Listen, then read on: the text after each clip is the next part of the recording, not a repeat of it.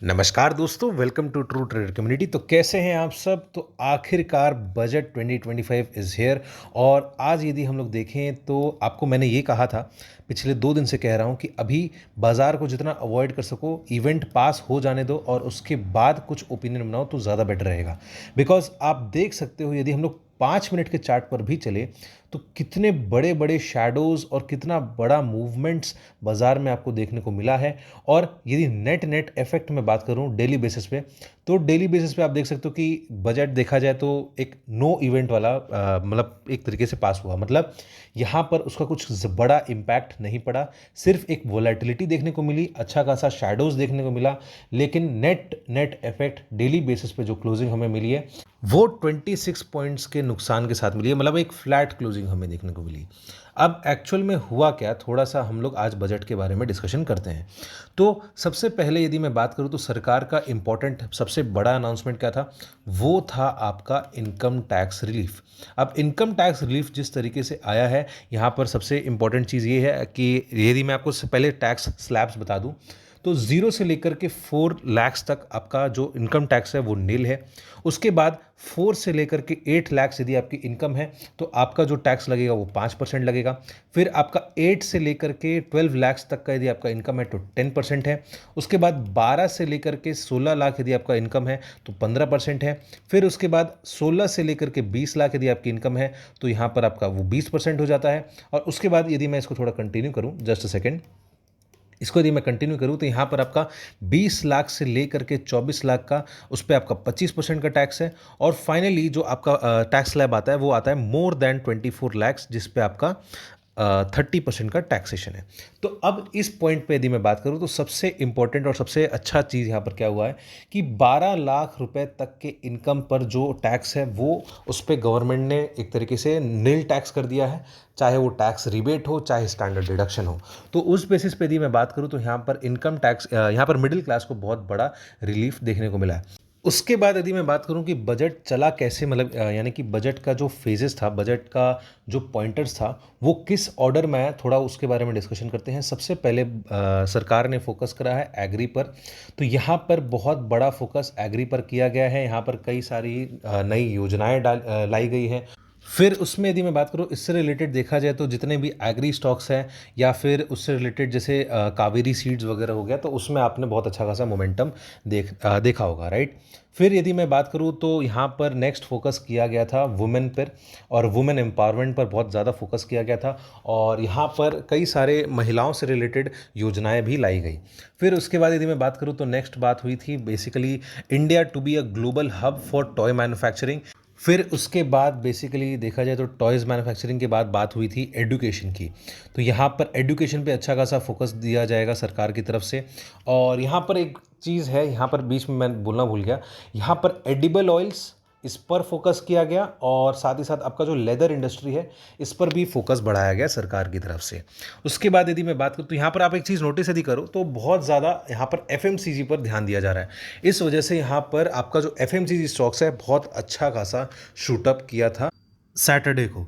फिर उसके बाद यदि मैं बात करूं तो जो नेक्स्ट फोकस किया गया था सरकार की तरफ से, वो आपका था मैरीटाइम के साथ साथ यहाँ पर मेन चीज़ है न्यूक्लियर।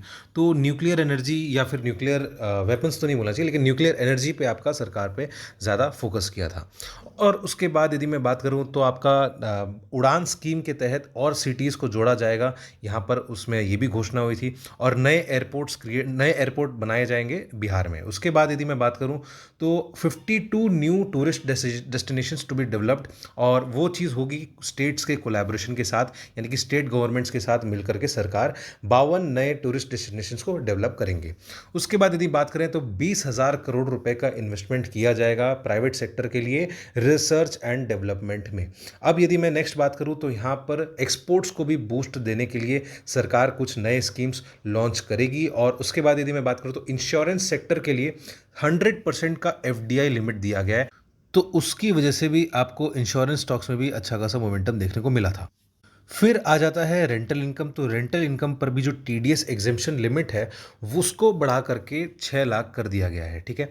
तो देखा जाए तो ये बजट जो रहा, एक तरीके से आप मान के चलो एग्री पे ज़्यादा फोकस था और एम्प्लॉयमेंट पे ज़्यादा फोकस था। यहाँ पर कैपेक्स का कुछ बड़ा बड़ा ऐलान ज़्यादा नहीं हुआ था, लेकिन एजुकेशन, हेल्थ केयर सेक्टर और यहाँ पर देखा जाए तो कुछ कुछ टूरिस्ट डेस्टिनेशन वगैरह के बारे में थोड़ा सा ज़्यादा बातचीत किया गया। तो इंश्योरेंस सेक्टर के साथ में भी बातचीत किया गया, लेकिन यहाँ पर थोड़ा और फोकस सरकार को कैपेक्स पर करना चाहिए था, जो कि थोड़ा सा हो सकता है अभी वो देखो, प्रोएक्टिव सरकार होने की वजह से यहाँ पर हर एक चीज़ बजट में ही डिसीजन लिया जाए ऐसा ज़रूरी नहीं है। यहाँ पर प्रोएक्टिवनेस की वजह से सरकार हो सकती है थोड़ा सा और बाद में इसको चेंजेस करे या फिर नया अनाउंसमेंट्स कर सके, ठीक है। और यहाँ पर बेसिकली एक चीज़ आपको फोकस ये भी करना चाहिए कि अभी देखा जाए तो 8 तारीख को जहाँ तक है आपके दिल्ली के इलेक्शंस है, तो उसकी वजह से यहाँ पर इस पे भी फोकस थोड़ा बहुत किया गया है। इस वजह से यहाँ पर कुछ कुछ चीज़ें ऐसी दी गई है और यहाँ पर इस वजह से एग्री पर बहुत अच्छा खासा ध्यान दिया गया है, ठीक है। तो कुछ कुछ चीज़ें आपको ऐसे भी नोटिस करनी होती हैं जब आप बजट देखते हो, ठीक है।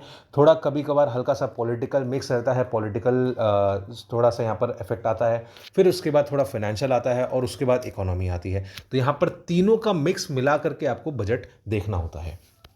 अब ये चीज़ हो गया कि बजट के बारे में। यहाँ पर एक मैं और बात बताता हूँ।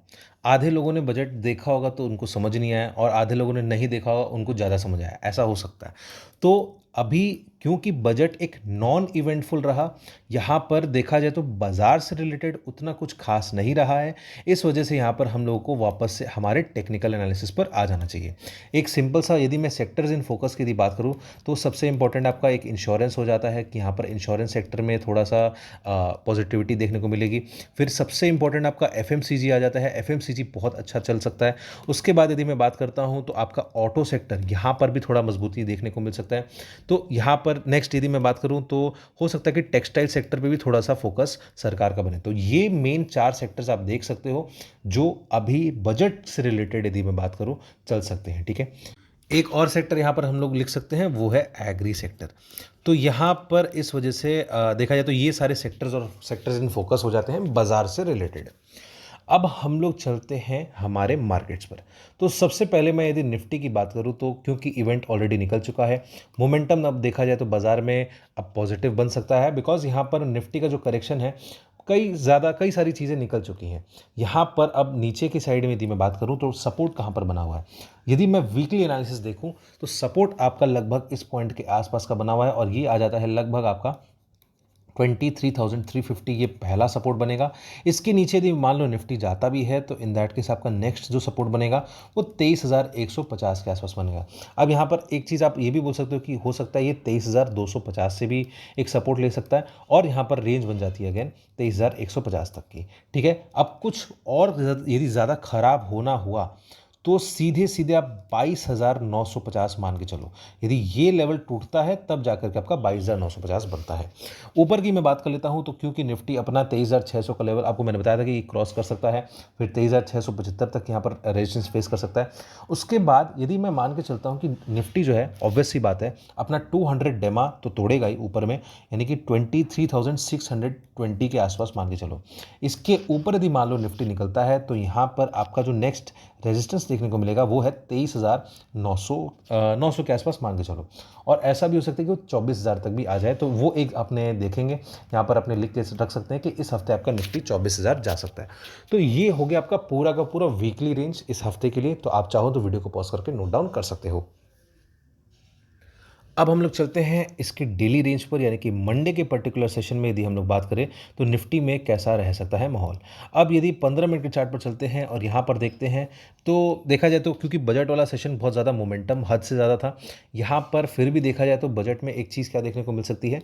यदि हम लोग यहाँ पर एक ट्रेंड लाइन बनाने की कोशिश करें तो यहाँ पर आप देख सकते हो कि ये एक पैटर्न ऐसा बना रहा है कि ये इसको ट्रायंगल पैटर्न बनाने की कोशिश कर रहा है।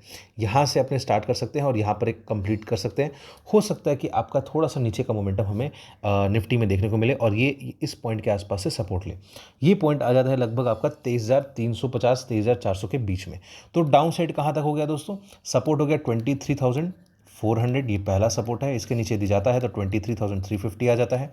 और इसके ऊपर यदि मैं बात करूँ तो अप साइड यहाँ पर एक्चुअली उससे ज़्यादा नीचे नहीं जाना चाहिए, बट स्टिल यहाँ पर 23,300 ब्रेक होने पर हम लोगों को रिव्यू करना चाहिए और वो हम लोग लाइव मार्केट में करें तो ज़्यादा बेटर रहेगा। अब हम ऊपर की बात कर लेते हैं तो अप साइड में आपको मालूम है कि ये आराम से 23,620 के आसपास टच करना चाहिए। फिर भी एक आपको यदि लेवल देखना हो तो 23,500 इसके ऊपर निकलता है। अब आप बोलोगे क्लोजिंग ही वैसे ही दिए, तो यहाँ पर लेवल्स आपको ऐसे हो सकता है मौका आराम से बाजार देगा। 23,500 के ऊपर जाएगा तो 23,620 आराम से मान के चलो ये पहला लेवल रहेगा। और उसके बाद यदि हम लोग देखें तो ये 23,000 प्राइस एक्शन के हिसाब से 23,680 के आसपास का आ जाता है। ठीक है, फिर हम लोग लाइव मार्केट में रिव्यू करेंगे कि यहाँ पर आपका निफ्टी और कहाँ बन सकता है। तो आप चाहो तो मंडे के लिए पर्टिकुलरली वीडियो को पॉज करके नोट डाउन कर सकते हो।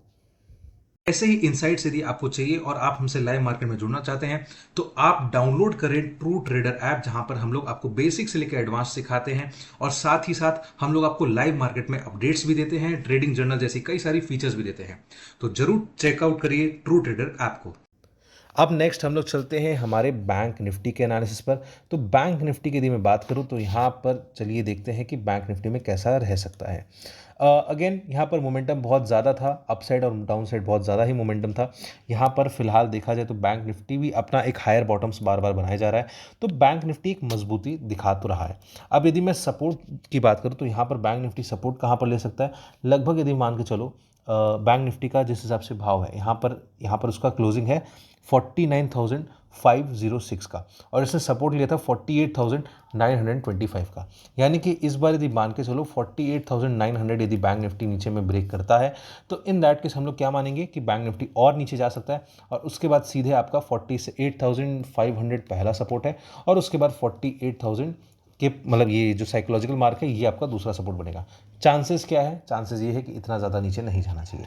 ऊपर की यदि मैं बात करूँ तो इस बार का जो आपका हाई था यानी कि बजट वाला जो हाई था वो 50,000 के आसपास का। तो 50,000 को यदि मान लो बैंक निफ्टी क्रॉस करता है, जो कि करना चाहिए, तो 50,200 तक एक बार रुकेगा, 200 225 तक एक बार रुकेगा। और नेक्स्ट यदि आपको और देखना हो अपसाइड में तो यहाँ पर 50,700 तक आराम से देखने को मिल सकता है। तो ये एक्चुअली एक रिव्यू करने वाली बात रहेगी। हम लोग यहाँ पर 50,600 तक ही मान के चलते हैं। ये एक रिव्यू करने वाली बात रहेगी कि बैंक निफ्टी अभी कहाँ तक जा सकता है। ठीक है दोस्तों, तो ये आपका एक वीकली रेंज हो गया। तो आप चाहो तो वीडियो को पॉज करके इसे नोट डाउन कर सकते हो। अब हम लोग चलते हैं बैंक निफ्टी के डेली चार्ट्स पर। तो यहाँ पर बैंक निफ्टी का डेली चार्ट्स यानी कि 15 मिनट के चार्ट पर चलते हैं। अगेन लेवल्स जो है वो ऑलमोस्ट इसमें ज़्यादा कुछ चेंजेस नहीं रहेंगे। सपोर्ट जोन कहाँ है, अब यहाँ पर हमें प्राइस एक्शन का मदद लेना चाहिए। तो सपोर्ट जोन की यदि मैं बात करूँ तो यहाँ पर ऑलमोस्ट आपका 48,400 के आसपास का सपोर्ट बन जाता है। तो 48,400 ये एक आपका सपोर्ट बन गया, राइट। अब इसके नीचे यदि मान लो जाता है, जो कि जाना नहीं चाहिए बट स्टिल यदि जाता है, तो नेक्स्ट आपका सपोर्ट आ जाएगा 49,300। तो ये एक्चुअली 49,000 होगा। जस्ट अ सेकंड, 48,400 टूटने के बाद ये जो सपोर्ट लेगा वो आपका 49,300 लेगा। इसके नीचे भी यदि फिसलता है तो इन दैट केस आपका 49,100 के आसपास सपोर्ट बन जाता है। अगेन यदि मैं अपसाइड की बात करूँ तो अपसाइड में कैसा रहेगा, तो 49,650 इसके ऊपर यदि मान लो ब्रीच होता है तो यहाँ पर आपका नेक्स्ट जो रेजिस्टेंस बनेगा वो आपका आराम से एक्चुअली 50,000 बनता है। हम लोग यहाँ पर 50,000 ही मान के चलते हैं। फिर हम लोग रिव्यू करेंगे कि इसमें वोलेटिलिटी कितनी बनती है। यदि सपोज करो बड़ा एक इवेंट निकल जाता है, उसके बाद यदि थोड़ी सी शांति आती है, यानी कि थोड़ा सा आपका वोलेटिलिटी कम होता है, तो नए प्राइस एक्शन के लेवल्स आपको देखने को मिलते हैं। तो हम लोग देखते हैं यहाँ पर किस हिसाब से आपको वोलेटिलिटी दिखाता है बैंक निफ्टी भी। तो आप चाहो तो मंडे के लिए बैंक निफ्टी के लेवल्स नोट डाउन करना चाहो तो वीडियो को पॉज करके नोट डाउन कर सकते हो। तो आई होप दोस्तों आपको पूरा का पूरा एनालिसिस समझ में आया होगा। वीडियो अच्छा लगे तो वीडियो को लाइक कर देना, चैनल को सब्सक्राइब कर देना और बेल आइकन का बटन दबा देना, जिससे आपको हमारे डेली के नोटिफिकेशन आते रहें। और स्क्रीन पर फ्लैश किए गए नंबर पर आप हमसे कॉन्टैक्ट कर सकते हैं, व्हाट्सएप कर सकते हैं, ताकि आप हमसे लाइव मार्केट में जुड़ सकें। या फिर डिस्क्रिप्शन में दिए गए लिंक पर क्लिक करके आप हमारा एप्लीकेशन डाउनलोड कर सकते हैं, ताकि आप हमसे लाइव मार्केट में जुड़ सकें। तो चलिए दोस्तों, अब हम लोग मिलेंगे अगले वीडियो में।